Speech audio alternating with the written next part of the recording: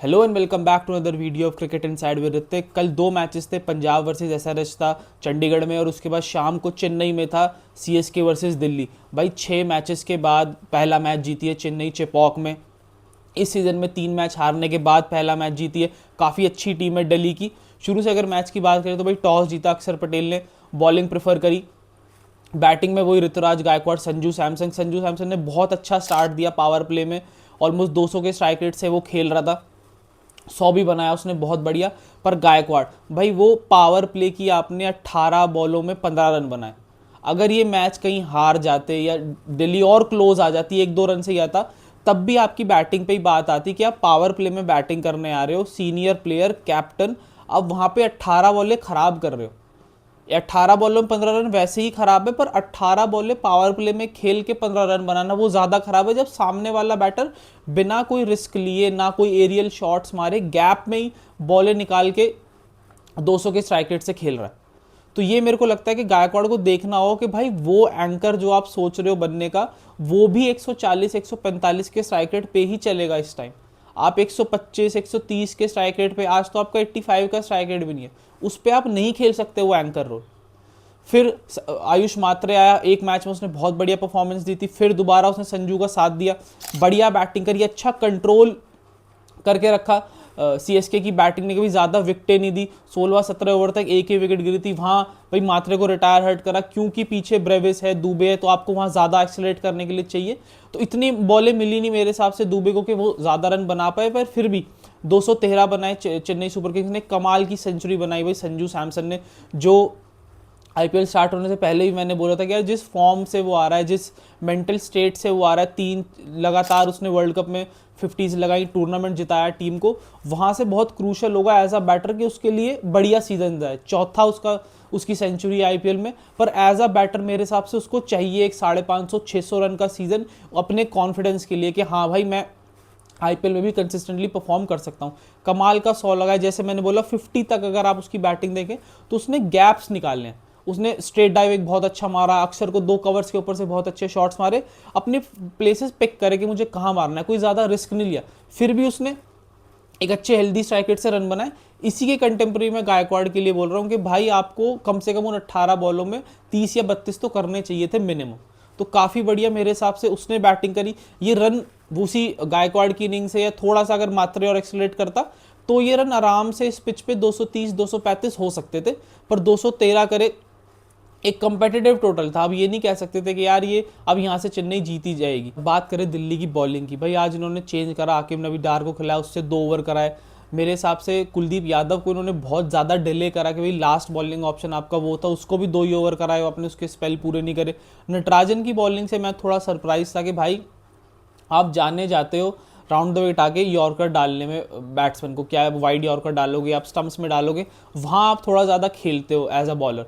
पर आपने संजू ने पूरा 100 करा, आपने संजू को ज़्यादा और यॉर्कर ट्राई ही नहीं करा, आपने उसको इनटू द विकेट बॉल करने की सोची, शॉर्ट ऑफ लेंथ करने की सोची, उस पर वो वेट करके तैयार था, उसने पुल एक बहुत अच्छा मारा, कट बहुत बढ़िया करा। तो वहाँ मुझे लगा कि एक तो कुलदीप के ओवर ना पूरे कराना, और नटराजन का जो प्लान ही है इंटरनेशनल क्रिकेट जितना वो खेला है, T20 क्रिकेट जितना वो खेला कि मैं यॉर्कर्स पे ही जाऊँगा, वो उसने चेंज करा एक सेट बैटर के आगे, वो मुझे थोड़ा सरप्राइजिंग लगा। बात करें दिल्ली की बैटिंग की, भाई बहुत अच्छा स्टार्ट दिया पतुम निसंका, केएल राहुल ने, 3-4 ओवर में इनके 50 रन थे। उसके बाद लगातार जो विकेटें आई हैं वहाँ पे, राहुल आउट हुआ, समीर रिजवी आउट हुआ और अक्षर पटेल आते ही आउट हुआ। वहाँ से मुझे लगता है कि थोड़ा मोमेंटम सीएसके की तरफ गया था, और वहाँ से मुझे लगता है कि उनको ग्रैब भी करनी थी अपॉर्चुनिटी की, यार यहाँ से हम ये मैच लूज़ नहीं करते, कि 3 विकेटें इनको बहुत जल्दी मिल गई हैं। उसके बाद बॉलिंग पे अगर मैं आऊँ तो भाई गुरजनप्रीत सिंह को इन्होंने खिलाया, अकील हुसैन को उन्होंने खिलाया।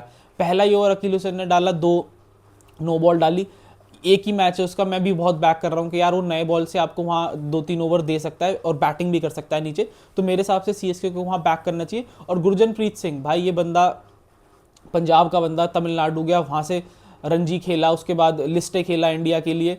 पर जो इसकी बॉलिंग मुझे बहुत बढ़िया चीज़ लगी, एक तो शॉर्ट ऑफ लेंथ उसने बॉलें करी, बॉडी में अपनी हाइट का अच्छा यूज़ करा, मिलर का भी एक आधा बॉल ग्लव्स पे लगा, बीट हो रहे थे, वो बाउंस है कि भाई राइज कर रहा है इसका बॉल, 6 फुट 4 इंच इसकी हाइट है, अच्छा उसने उस लेंथ को यूज़ करा।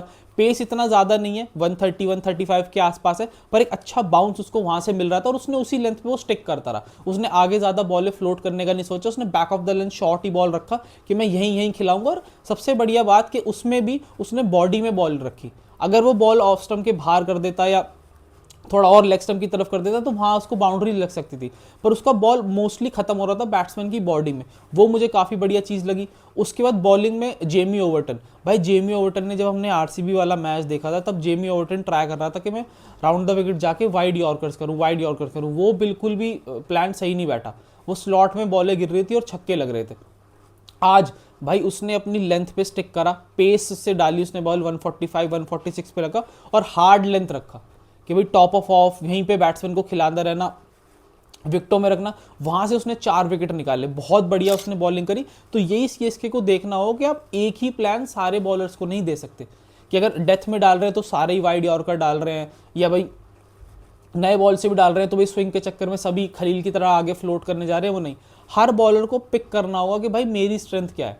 भाई गुरजनप्रीत को आपने खिलाया, उसकी स्ट्रेंथ है कि भाई हाँ वो थोड़ा back of the length short ball रख सकता है बॉडी में, और यही स्ट्रेंथ है जेमी ओवर्टन की, वो पेस के साथ बॉलिंग कर सकता है, वो फ्लोटर्स नहीं डाल सकता आगे स्विंग कराने के लिए। तो ये सीएसके को देखना होगा। और एक और बहुत बड़ी चीज़ सीएसके के सक्सेस में जो रही है, जितनी भी उन्होंने ट्रॉफीज जीती हैं, कि जब जब सीएसके ने ट्रॉफी जीती है भाई उनके ओपनर्स ने बहुत बढ़िया परफॉर्म करके दिया है उनको। चाहे 2010 में मुरली विजय, मैथ्यू हेडन हो, उन्होंने काफ़ी रन्स करे थे। 11 में मुरली विजय, माइकल हसी, उन्होंने काफ़ी रन्स करे थे।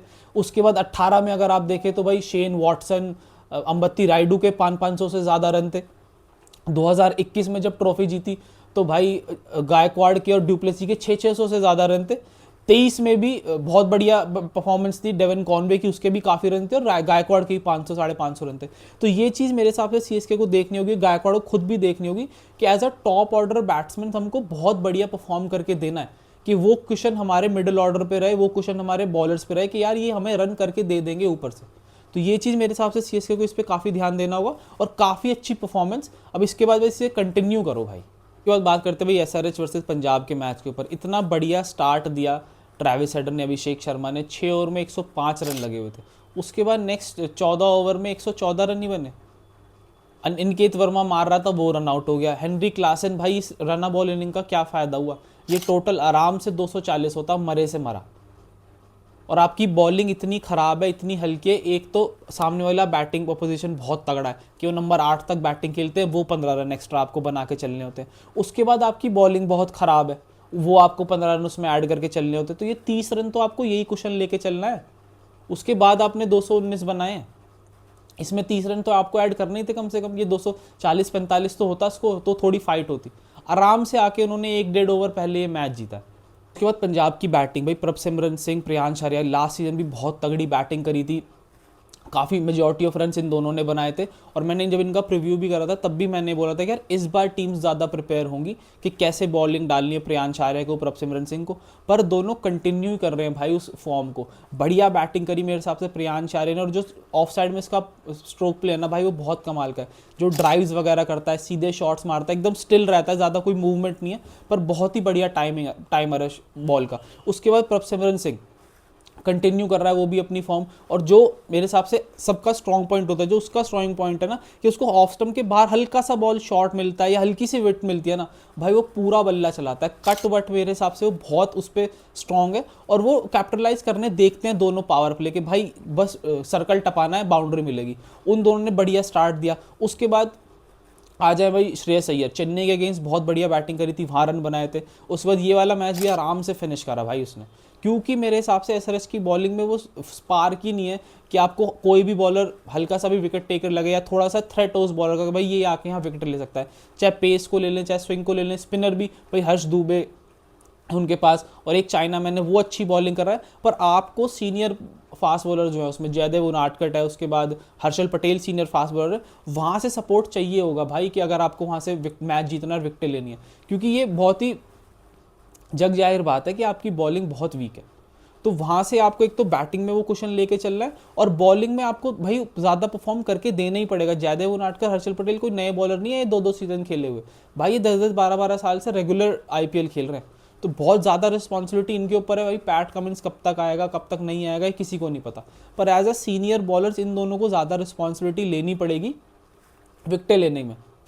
तो ये था मेरा एनालिसिस दोनों मैचेस का भाई। आज जीटी वर्सेस एलएसजी है दोपहर को, और शाम को मुंबई वर्सेस आरसीबी है। मुंबई के 2 मैचेस ज़्यादा अच्छे नहीं गए हैं, देखते हैं कैसा कमबैक करेगा। आरसीबी अपना लास्ट मैच हार के आ रहा है।